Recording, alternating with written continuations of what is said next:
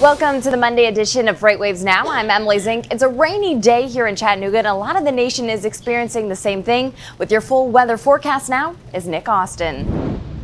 Hello everybody, welcome to FreightWaves Weather. Hope you had a great and a safe weekend out there. We're going to have more severe storms that are going to kind of slow down drivers and delivery supply chains out there across parts of the plains and the Midwest for today. But the real concentration of severe weather today will be from around Oklahoma City all the way up through Missouri and into western Illinois. That's really the focal point today and where the most intense storms could develop today. We're talking about really large hail. We're also talking about very intense winds at times. So that'll be trouble for drivers out there. Very heavy rain with localized flash flooding just about anywhere in this region, and maybe even flash flooding up to parts of the Great Lakes, and another system producing some flooding here and there across parts of the Gulf Coast. And we could see even some isolated tornadoes in these highlighted areas too, where we're expecting the severe weather. So that'll cause minor to maybe moderate delays. Watch out for some roadblocks, possibly on interstate ramps and particularly on some secondary roads. Next, we're going to talk about record heat out in Texas, right?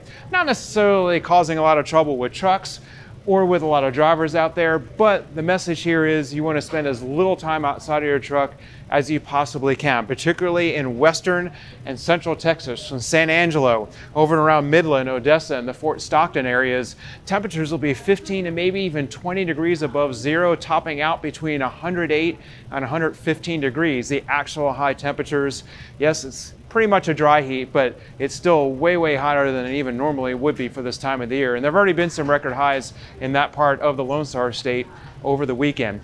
Last, we're going to talk about Tropical Storm Dorian. This could cause minor to maybe some moderate delays, just short-term delays through the rest of the week as far as ocean cargo and those shipping lanes through the Caribbean. It's going to hit the Lesser Antilles here sometime during the next 24 hours, still as a tropical storm, but by midweek, potentially becoming a Category 1 hurricane with winds of about 75 to 80 miles an hour. Late Wednesday night into Thursday, the latest outlook has it skirting just south of Puerto Rico, possibly making landfall on the eastern part of the Dominican Republic on the island of Hispaniola. Now, the exact track could shift a little bit to the west or east over the next few days.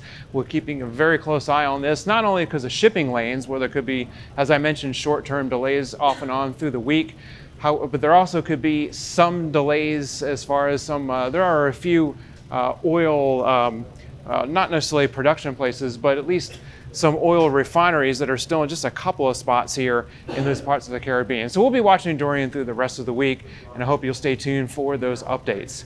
That's it for the weather for today. Make sure you subscribe to our YouTube channel. Have a great day and be careful out there.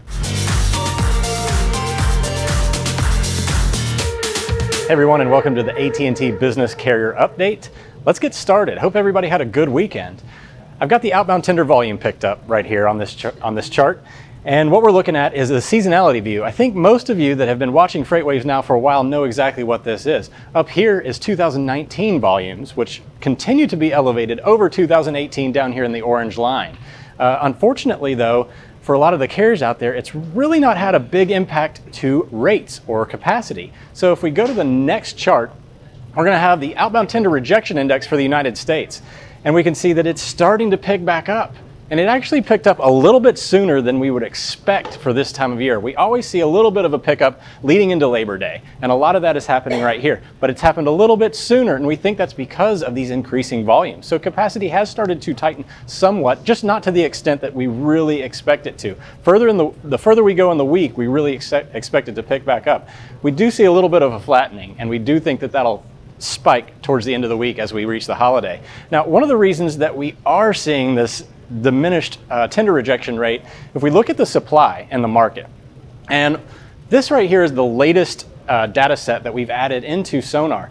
This is the total fleet, the total power units. It's counting the tractors in the United States. This is a measure of supply. Down here you have the 1,000+ tractor fleets. This is the number of tractors, about 508,000. Here's the 101 to 999 tractor fleets, but these are the number of tractors in those fleets, so it's the pure number. It's the actual supply. Up here is the small one. This is the 1 to 6 power unit fleets, number of tractors in the market. These are actual supplies. Down here you can see these 1,000+ tractors. These fleets are actually starting to diminish. So these larger carriers are bringing their supplies down while the smaller guys are picking some of this up. We've seen this reflected in some of our used truck pricing as prices have stayed a little bit higher, while of course the natural Class 8 tractor orders have come all the way back down. We think that this trend will continue to happen over the next little bit, and eventually some of these smaller guys will start to push down and capacity will reduce over the next few weeks. Improve your fleet's efficiency with AT&T Fleet Complete, a 4G solution for tracking vehicles and simplifying ELD compliance. AT&T Fleet Complete, delivering fleet solutions for every business. White House officials say on Monday China reached out to the United States to resume trade talks. President Trump then tweeted that he respects the Chinese president for doing so. Joining me now is Henry Byers with our shipper update. But Henry, has the damage already been done? Even if they have talks, is it too late into this trade war for anything to really shift dramatically? I think so. Trump's made it very clear he's wanting U.S. importers to move production, manufacturing, outside of China. It's had a significant impact on ocean container freight rates going into peak season. We would have expected to see rates increase in August. We didn't see it. Actually, year over year, rates to the West Coast from China are down 36%. Wow. And to the East Coast are down 21%.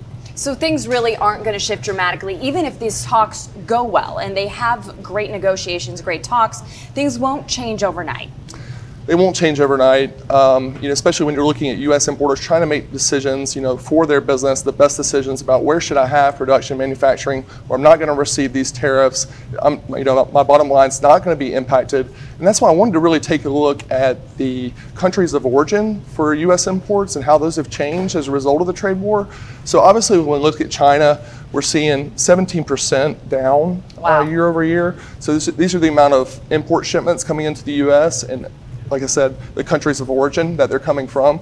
So we're also seeing Taiwan, Hong Kong, they're also down as well. Taiwan, Hong Kong, so obviously they're tied having to China, yeah. Absolutely, and you see the protests going on in Hong Kong. So things aren't looking good for those three areas specifically. But if we look at the winners of the trade war, somebody had to have gained in all of this. Yeah.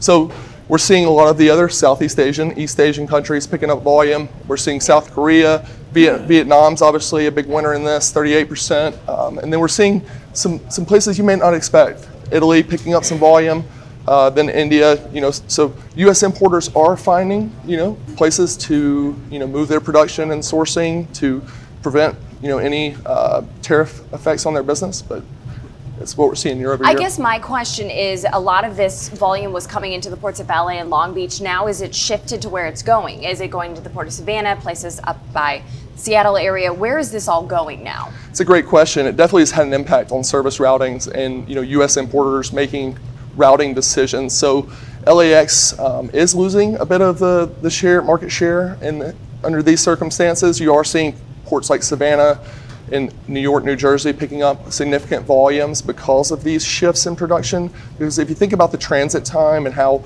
U.S. importers are looking at the vessels sailing back and forth, the Suez Canal has become a very real option for these U.S. importers, and maybe not so much the traditional routings through the Panama Canal. So obviously China is the loser, but places like Vietnam and Italy are the real winners right now. And obviously this is a developing story we will continue to watch here at FreightWaves. As always, thank you, Henry Byers.